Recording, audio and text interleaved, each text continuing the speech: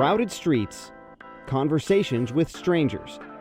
If they make you uncomfortable, The younger generations are a bit more anxious. you're not alone. I'm Tracy Freeling. I'm an associate professor of marketing at the University of Texas at Arlington, and I teach and also research consumer behavior. Freeling and researchers like her have found younger generations are becoming less and less likely to interact with strangers, not just in social settings, but also in how we buy things. And it's not just because of a global pandemic. Certainly there's a COVID factor in there, but I think that we saw this trend occurring already before the pandemic occurred. That's partly because we grew up with technology. There's a comfort level with having transactions occur that way because they're so comfortable with the technology. But technology isn't the only thing we grew up with. Millennials and Zoomers or Gen Z have grown up in arguably a more dangerous time as well. Columbine, 9/11, mass shootings seemingly every few days, and racial and political division. Millennials and Gen Zers grew up seeing all of this unfold in high definition, on live TV, and in the palms of our hands. They're things that didn't happen in some faraway country, but right here in our own neighborhoods. Some of those socio-cultural factors that influence who they are as consumers have made them a little more anxious. Whereas if you look at past generations, yeah, the baby boomers saved us from communism and fascism and Nazis. And those were scary times as well, but it wasn't in that personal microcosm of your neighborhood that possibly felt dangerous. So I think that, yeah, there's definitely something to that. And maybe that's why you're less likely than your parents to answer a phone call from a number you don't recognize, or answer a knock on the door when you weren't expecting anyone. Maybe that's also why you might be more comfortable meeting romantic partners on an app than in a coffee shop. That collision of convenience and uneasiness around strangers translates into how we buy things. Think about it. Would you rather dial up a restaurant, place an order with an actual worker, then answer a knock on the door to pay for the food and accept it from a stranger? Or would you rather order and pay on an app, then get a text message when your food is left at the door? And, not even a face-to-face meet and greet. Which option do you prefer? Now, ask yourself why. Whatever your preference and whatever the reason, consumer research shows larger transactions are also becoming more popular online. Even major purchases like homes. That's right, homes. More people are buying and selling them on their devices.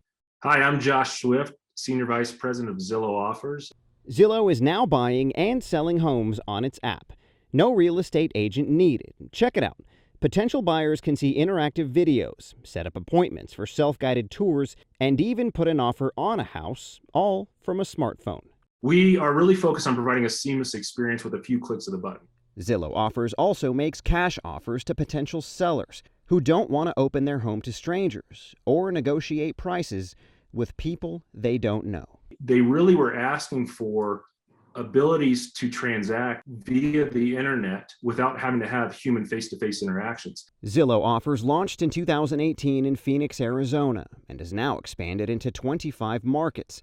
And while it might not be poised to put real estate agents out of business, it is growing more popular. We have seen a wide swath.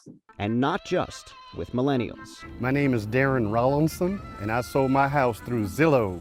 Rollinson says at first he was hesitant to sell his home to a screen. When me being an older guy, not being able to shake someone's hand in person is one thing. But he needed to sell fast so he could buy a new home as soon as possible. This was February 2020, 2 weeks before the world shut down. So he Googled how to sell your house quickly. I was thinking about selling the house at 8:45 in the morning and had an offer with them at 9:45 in the morning.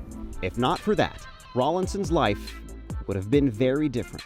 Because I could have been in between both, not had the house sold and not had the house bought, and then I would have been back on the market trying to find another house. In the middle of a pandemic. I mean, it was beautiful. It's not just homes. Cars are also now easier to buy than ever because of technology and changing human behaviors.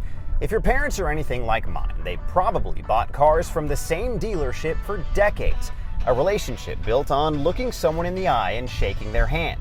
Well, consumer research shows a lot of that is starting to change. Gen X and even baby boomers have traditionally been very brand loyal, exactly what you're describing. Whereas I think that younger generations are not as brand loyal. Cue the automotive industry that's shifting gears. I'm Ernie Garcia, and I'm the founder and CEO of Carvana. Carvana. Have you heard of it? No sales reps, no upselling. You either find a car that works for you on their website or you don't. If you do find one, you can get your financing and set up payments at the touch of a button. Carvana then ships the car right to your door. They can select a delivery date, we'll deliver to their home as soon as the next day. So what is behind this shifting consumer behavior? I think for a long time, since the early 2000s, there's been more and more digitization and more of a move to e-commerce across the entire economy. And customers are doing more things on their phone, they're doing more things online. While the trend was cruising, the COVID-19 pandemic kicked it into high gear.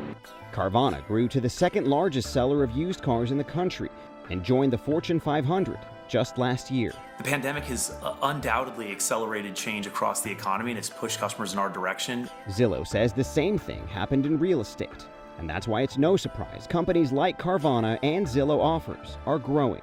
You know, as terrible as the pandemic has been globally, it's accelerated kind of digital solutions probably 5 years in our estimates. But whether out of convenience, anxiety, or necessity, Freeling says avoiding human interaction in the long term isn't necessarily a good thing, and we might not know the consequences of it for decades. I think there's definitely a downside. You know, just as we were talking about the factors that shaped who millennials and Gen Z are today, we'll be talking about Generation Alpha, which is, you know, the children of the millennials. And we'll be talking about COVID and how COVID made them so much more comfortable being away from each other and learning through a computer screen instead of building blocks and sitting around a circle for story time in kindergarten. I think that there's definitely a downside to all of this. But for a growing number of consumers, the upside is worth it. I can't see myself going back to another world.